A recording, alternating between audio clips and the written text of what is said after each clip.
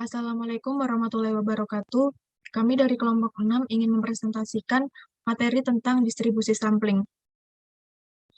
Kami beranggotakan 3 orang, yaitu Desti Nur Cahyani dengan NPM 2210108188, Widya Lisa Sofianti dengan NPM 221010819293, Tariza Anggun Putri Denanda dengan NPM 221010819298.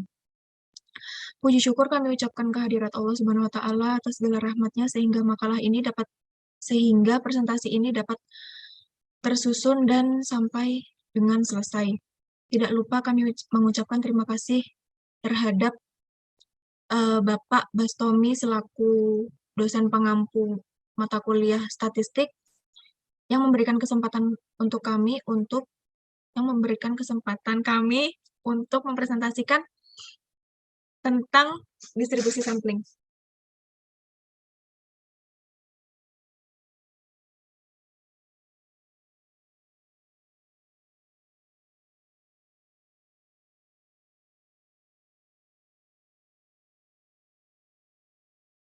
Pengertian distribusi sampling. Distribusi sampling adalah distribusi yang meliputi besaran-besaran statistik seperti rata-rata, simpangan baku, proporsi yang hanya bisa didapat dari sebuah sampel.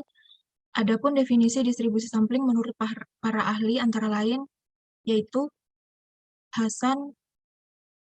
dari Hasan sendiri, populasi atau universe totalitas dari semua objek atau individu yang memiliki karakteristik tertentu, jelas dan lengkap yang akan diteliti dalam bahan penelitian.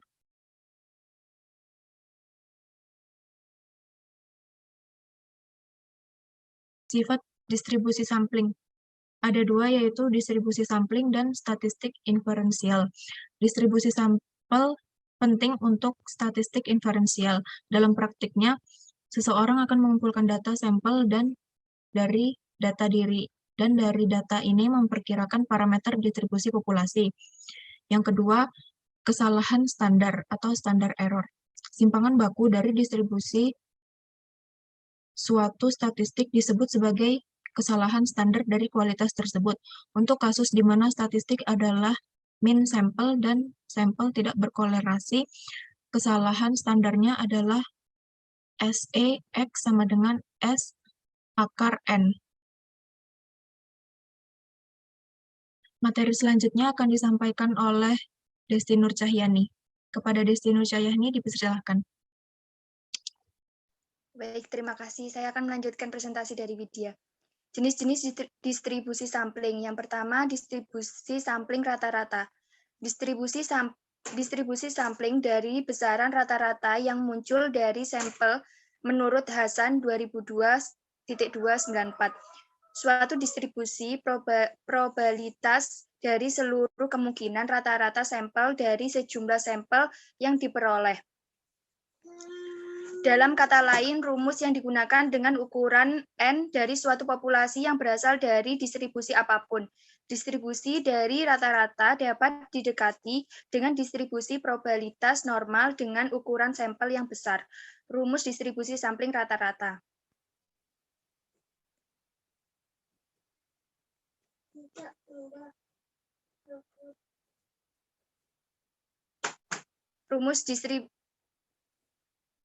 Yaitu tadi rumus distribusi sampling rata-rata. Yang kedua, jenis distribusi sampling. Yang kedua, distribusi sampling proporsi. Distribusi sampling proporsi adalah distribusi dari proporsi yang diperoleh dari semua sampel yang mungkin dari suatu populasi, di mana ukuran sampelnya sama besar.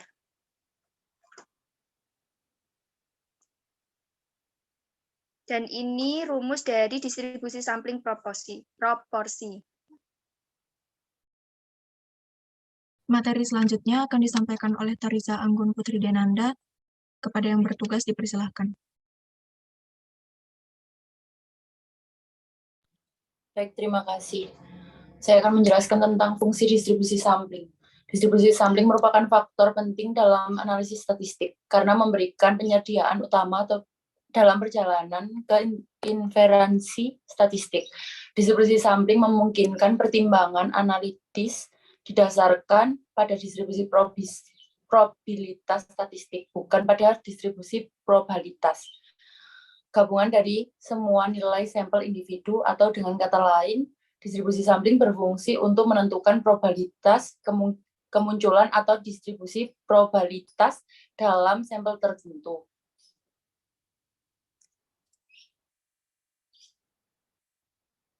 Cara menentukan distribusi sampling. Satu persyaratan akurasi. Distribusi pengambilan sampel yang paling akurat memiliki pengambilan sampel dari rata-rata yang cukup untuk membuat kurva lonceng. Semakin dekat ke distribusi normal, tampilan visualisasi saat diplot semakin akurat. Lebih banyak data, lebih baik untuk akurasi distribusi sampling. 2. Bentuk populasi awal. Jika populasi awal sangat mirip dengan kurva lonceng distribusi normal, maka pengambilan sampel yang lebih sedikit akan diperlukan untuk memplot bentuk dalam distribusi pengambilan sampel. Baik, sekian dari kami kelompok 6.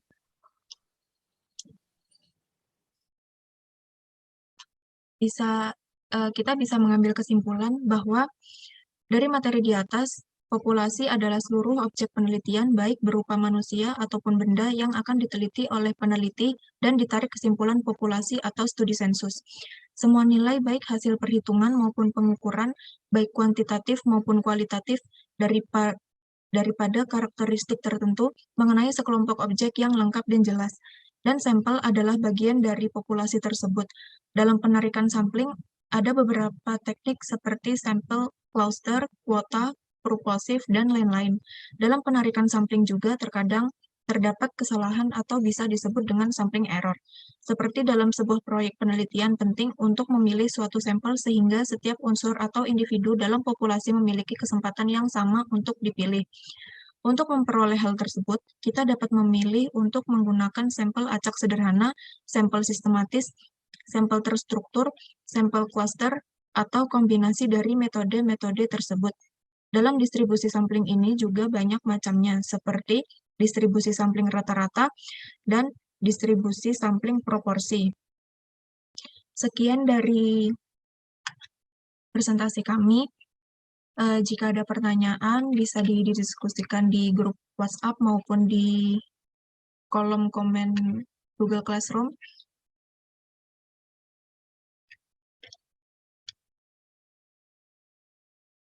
Sekian dari kami. Wassalamualaikum warahmatullahi wabarakatuh.